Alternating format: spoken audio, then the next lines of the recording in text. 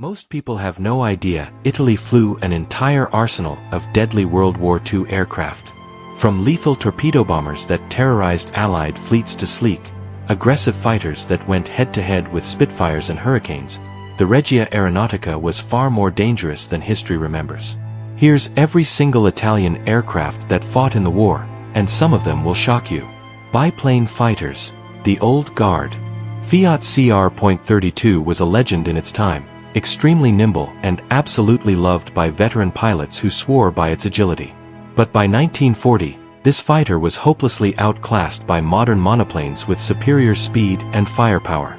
Yet Italian pilots still flew it with incredible bravery in the scorching deserts of North Africa and the rugged mountains of Greece, refusing to back down even when the odds were stacked against them. Fiat CR.42 Falco, known as the Falcon, was perhaps the finest combat biplane ever built in aviation history. It dominated dogfights below 13,000 feet, twisting and turning circles around enemy fighters. Even the Royal Air Force grudgingly admitted its turn radius was astonishing. But there was one fatal flaw: its top speed was painfully low, making it a sitting duck in later war theaters where speed meant survival. Imam RO.44, a very rare and unusual type, this single-seat floatplane fighter was born from the RO.43 reconnaissance craft. Production was extremely limited, and it was used primarily for one specific mission: defending major naval bases and patrolling vulnerable coastlines where land-based fighters couldn't reach. Monoplane fighters, the new generation. Fiat G.50 Freccia, the Aero, was Italy's first low-wing, all-metal monoplane fighter, a bold leap into modern aviation. But it suffered badly from weak armament and an open cockpit that left pilots exposed to freezing wind and enemy fire. It was reliable, yes, but it was quickly overshadowed by newer, deadlier designs that left it in the dust. Macchi C.200 Setta, the Lightning, was a very sturdy and trustworthy fighter that pilots genuinely loved. They praised its excellent maneuverability and rock-solid structural strength that could take punishment and keep flying. However, its relatively low-powered engine prevented it from competing with Allied machines at higher altitudes, where the real battles were fought. Regia Aeronautica Falco I. This design was shockingly advanced for its time, featuring cutting-edge stressed skin construction and strong, competitive performance. But here's the twist: Italian authorities refused mass production due to bizarre concerns over self-sealing fuel tanks. Ironically, many were exported to Hungary and Sweden, who recognized its true value. Regia Aeronautica Falco II was a massive improvement over its predecessor, adopting the superior German Daimler-Benz DB601 engine that transformed its capabilities overnight. This powerful upgrade made it one of Italy's best early war fighters, serving effectively not just as an interceptor but also as a devastating fighter bomber. Regia Aeronautica RE8, named the Ram, was developed out of desperation when supplies of the German DB601 engine became dangerously scarce. Engineers reverted to a powerful radial motor, and surprisingly, it excelled in the brutal ground attack role, especially during the chaotic Allied landings in Sicily in 1943. Serie 5 fighters, late war legends. Macchi C.202 Folgore, the true star of the Regia Aeronautica and Italy's most celebrated fighter. The Thunderbolt successfully mated the superb Macchi airframe with the powerful German DB601 engine, creating a machine that could finally meet Allied Spitfires on equal terms. Italian pilots finally had a weapon they could trust. Macchi C.205 Veltro, the Greyhound, was the ultimate evolution of the legendary Macchi C.200 bloodline. Utilizing the larger, even more powerful German DB605 engine, it was truly competitive against anything the Allies threw at it. Many veteran pilots considered it Italy's finest fighter aircraft of the entire war, bar none. Fiat G.55 Centauro, the Centaur, was another exceptional high-altitude fighter that left experts speechless. It also used the German DB605 engine and was considered by many aviation experts, including the Germans themselves, to be technically superior even to the legendary Messerschmitt Bf 109. Its only tragedy: production came far too late to change the war's outcome. Regia Aeronautica Sagittario, the Archer, was the final and most aesthetically beautiful of the Italian Serie 5 fighters. It boasted superb handling, blistering speed, and deadly precision. Although only a handful were ever built before Italy's collapse, it represented the absolute pinnacle of Italian piston-engine fighter design, a masterpiece that never got its chance to shine. Heavy fighters and night fighters.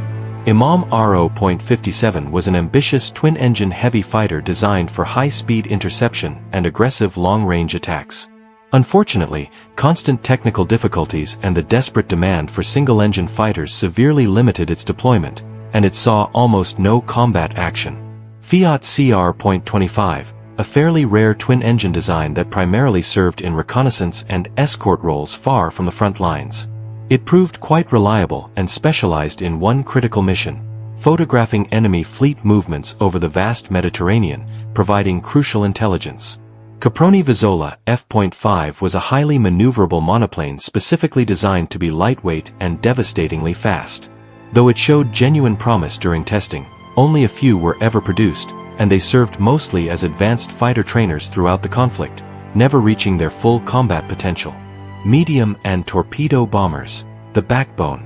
Savoia Marchetti SM.79 Sparviero, the legendary three-engine Sparrow Hawk, easily the most recognizable and successful Italian bomber of the entire war.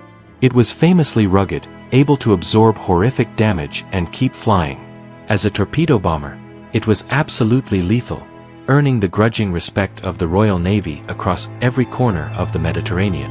Savoia Marchetti SM.81 PIPISTRELO, known as the Bat, this tri-motor workhorse was the predecessor to the SM.79. It was already obsolete when the war began, struggling to keep up with modern threats.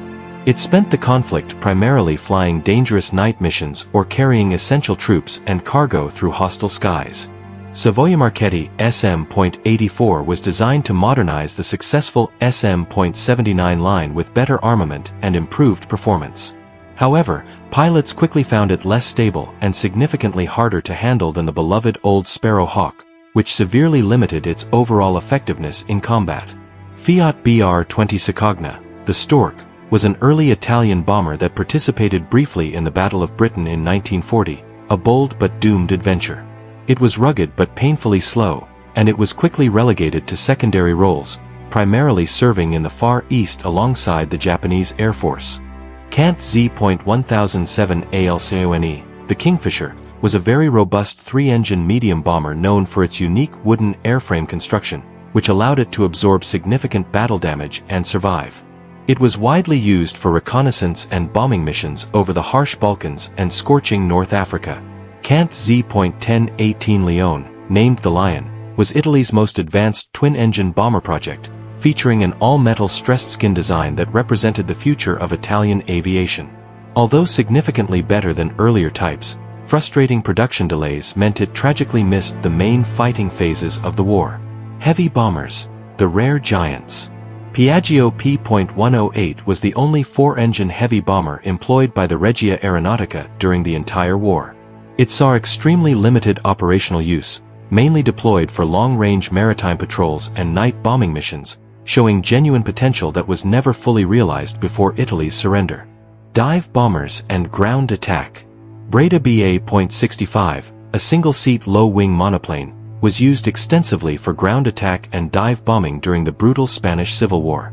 By 1940, it suffered catastrophic losses due to its slow speed and weak defensive armor that offered pilots almost no protection. Breda BA.88 Lynx, the Lynx, is perhaps Italy's most infamous wartime disaster and embarrassment. It was designed to be a high-speed reconnaissance aircraft, sleek and fast. But once fully loaded with equipment and weapons, it became critically slow, dangerously unstable, and nearly unflyable. Most were quickly grounded and permanently abandoned.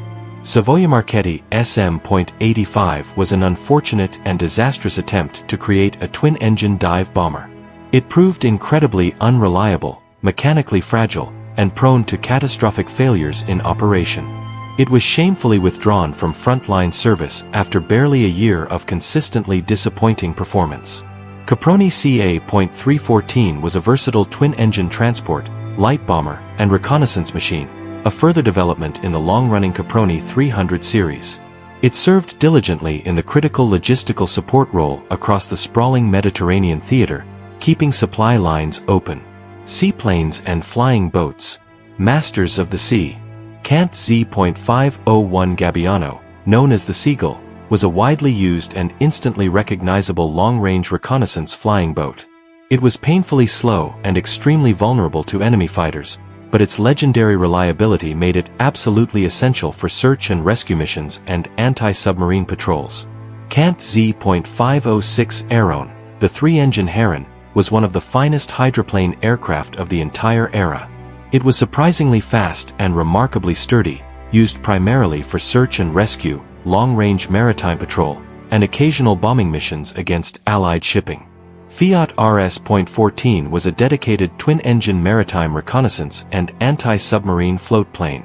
It was highly valued for its impressive long range and solid endurance over open water, serving effectively and reliably until the Italian armistice in September 1943. Imam RO.43. This distinctive float plane was the standard reconnaissance aircraft carried aboard major Italian naval vessels. It was launched via catapult and played a key role in spotting enemy ships and reporting critical intelligence during intense naval engagements across the Mediterranean. Caproni Ca.316 was a lesser-known float plane version of the versatile Caproni 300 series.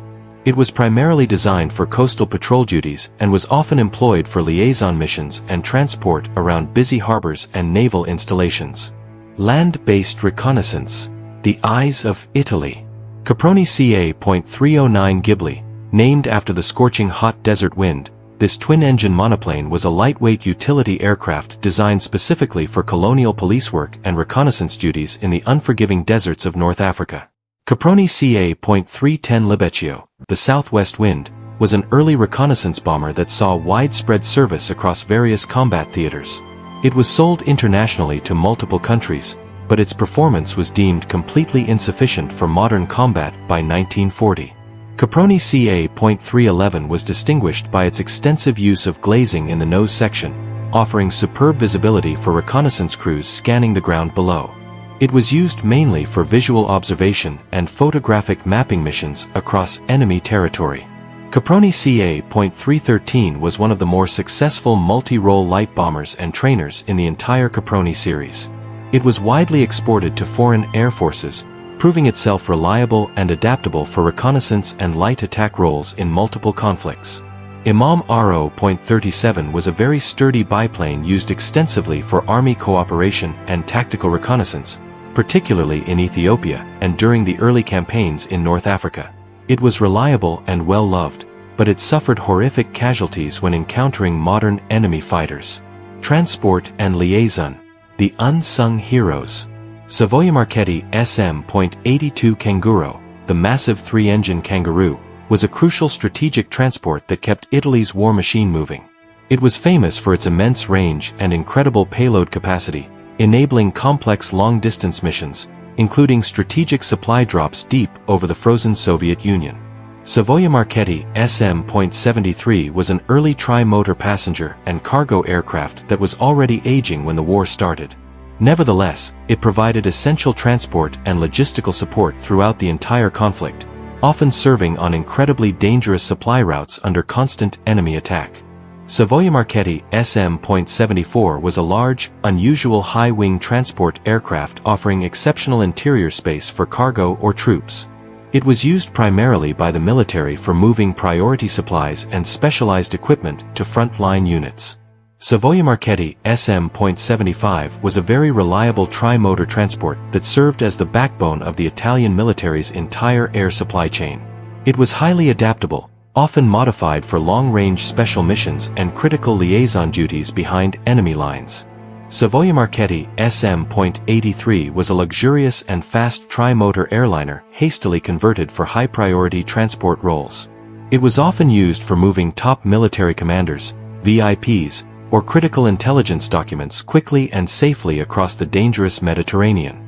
Fiat G.12 was a highly successful modern three-engine transport that arrived later in the war.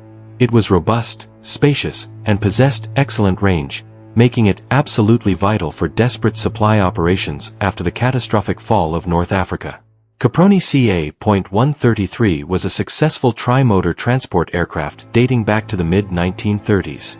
It was a true workhorse, essential for rapid troop deployment and freight operations, especially in the isolated and vulnerable Italian East Africa. Caproni CA.148 was a modernized derivative of the successful CA.133 design, featuring better engines and important structural improvements. It served primarily in training and secondary transport roles, keeping Italy's logistics functioning until the bitter end. If you found this deep dive into Italy's forgotten Air Force fascinating, make sure you subscribe and hit that like button. We've got more untold World War II stories coming your way. Watch till the end to see which aircraft truly dominated the skies. Tell us which of these Italian aircraft you found the most dangerous.